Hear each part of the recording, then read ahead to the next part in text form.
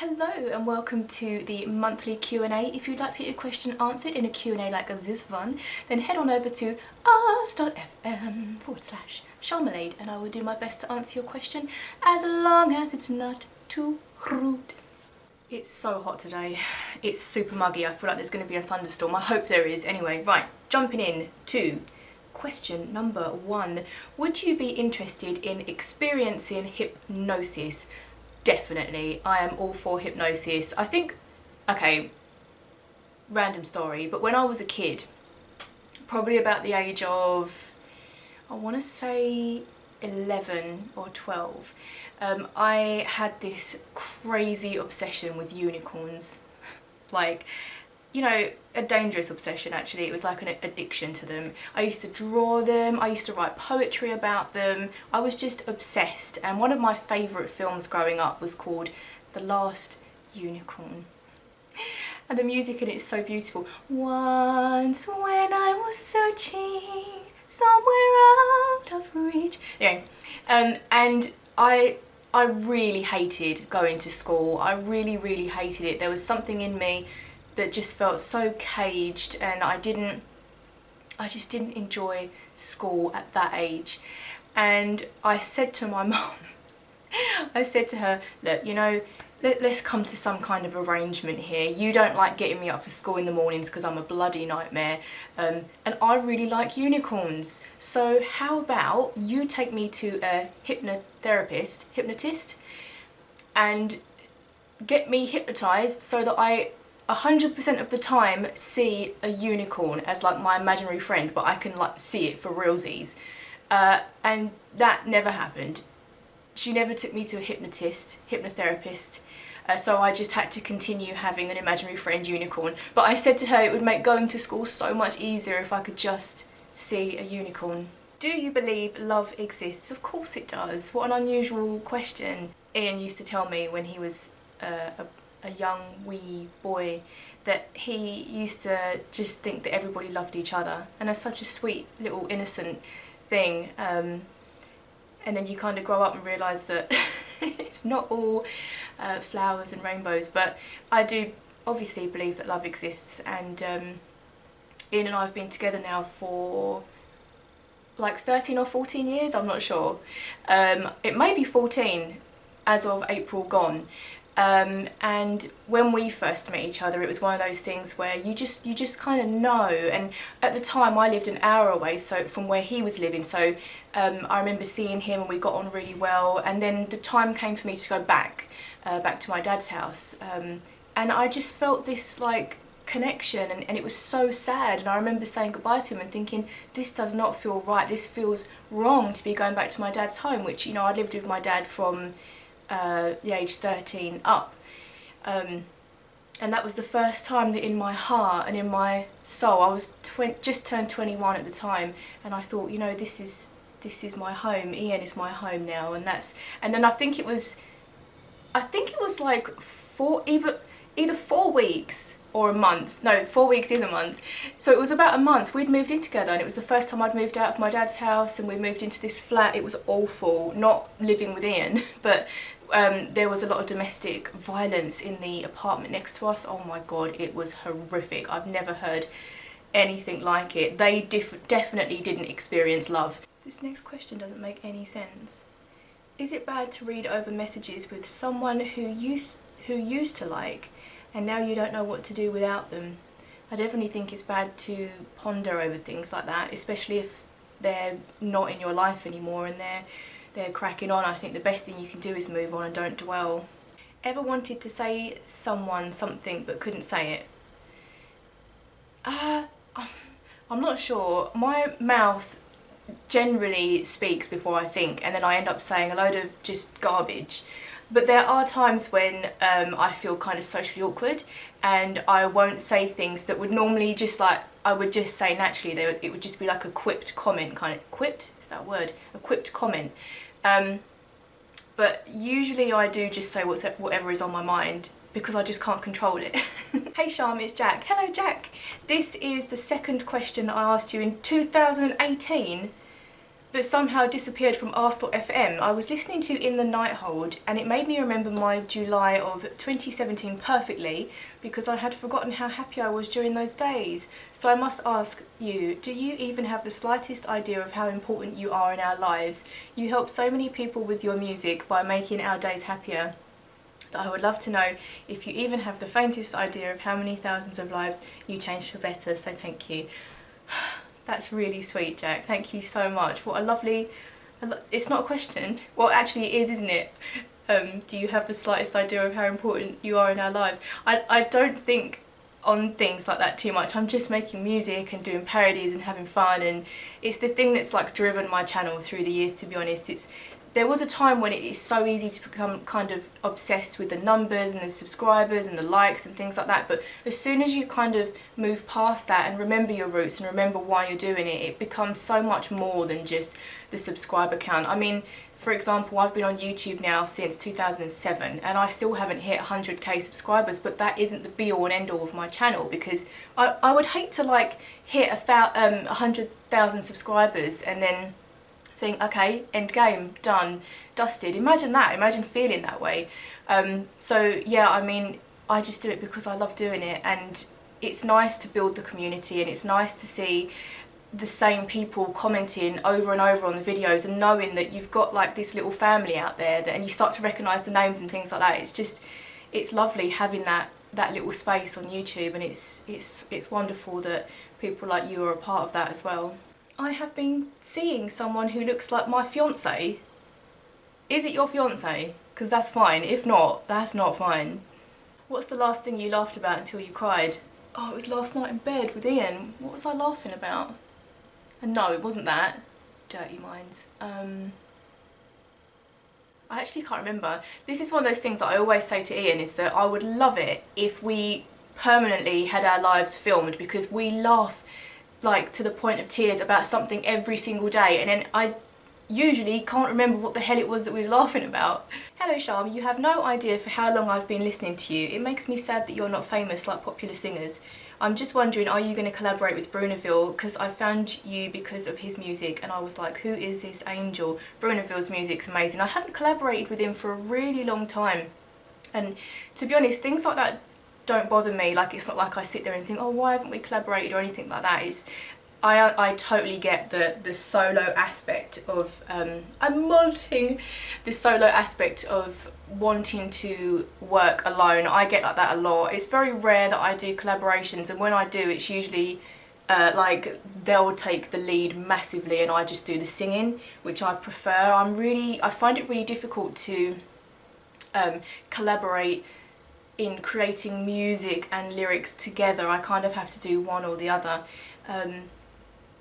I don't know, maybe I'll collab with Brunaville in the future, but you said about being famous, and like that really isn't my goal. I don't think I'd ever want to be famous. It's not for me at all. That's why I don't want to go on shows like The Voice and things like that, because I don't like them, for one, and I don't like how they're portrayed, and I don't like that you have to have this whole sob story going. It just feels very staged, and I'm just so happy sitting in like my little corner of the world, you know. I've got my little space here and I've got you guys, and that's all I want. I don't need anything more than that. How often do you use Snapchat? Oh, I used to use it a lot. The filters are really fun, especially the ones that swap faces and turn you into like a baby face or into like a family member. I am seriously molting today, but I haven't been on it for the longest time, so you can add me. I think my name's Sharmy Snaps,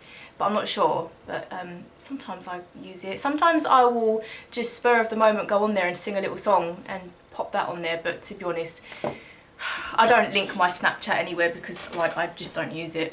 How often do you listen to music? Not that often. I find that because obviously I'm doing music in the week, I don't listen to a lot of it in my free time. It's really weird. I used to listen to music all the time, but as soon as I started like really getting into making my own music and singing and things like that, it gets to a point where I don't want to be too influenced by other types of music. I don't want it to seep too much into my sound. and B, it's really difficult for me to just listen to a song and enjoy it for what it is. I find that I'm constantly analysing the singers and what they're doing, what the harmonies are doing, how did they do that with their voice. So it's almost like my brain won't switch off and just enjoy the music. It wants to analyse everything that the singer's doing. And I guess it's similar for authors. For me, I can read a book and take pleasure in just reading the book and having this narrative come into my imagination. But I guess if you're an author, you're constantly going to be analysing the writing style and how did they deal with that, and with the he said and he remarked and she retorted and he quipped and things like that. So I don't listen to a lot of music, and there's particular people that I don't listen to because even though I love what they do and I love their style, I don't influenced by it, and I don't want it to, as I said, seep into my sound. So I don't listen to music a lot, and usually in my spare time I'm gaming, and I will have a podcast on. I find I really just enjoy zoning out to podcasts, usually like a true crime thing. And yeah, I really just don't listen to a lot of music anymore. What is your oldest memory? I know what my oldest memory is. It was, we used to live in a place called Barnhurst, and I remember, I think it was my mum pushing the buggy and I was in the buggy, and do you remember you'd get like those waterproof sheets? They were like clear and plastic and it'd be really like kind of steamy inside. And I remember sitting in the buggy and she was pushing me and it was raining and the buggy was going over the pavements, but the pavement stones were kind of jagged and sticking up out the floor, so the buggy was going like dig dig dig dig dig dig dig as she was pushing me along. And I remember just feeling really, really cosy because the rain was spattering on the plastic sheet that was covering me, and I just remember going because my voice was juttering as we was going over the pavement stones, and I was just sitting there humming, going Do you like Stranger Things? I did watch season 1 and 2. They didn't bring out another season, did they? And I did really enjoy it, but there was something about it. I think it's the whole sci-fi-ish side of it that just kind of, I switch off a little bit. I'm really not keen on sci-fi. The soundtrack was incredible though, and the way they staged everything was so convincing for like the 80s era. Do you like Outlander? I've never watched it, but I think that was something on my list to watch because isn't it kind of romantic and like a period drama, I think? What is your opinion of love? Is it permissible for them to do what they want, or are there red lines that they shouldn't skip? You can't just do what you want.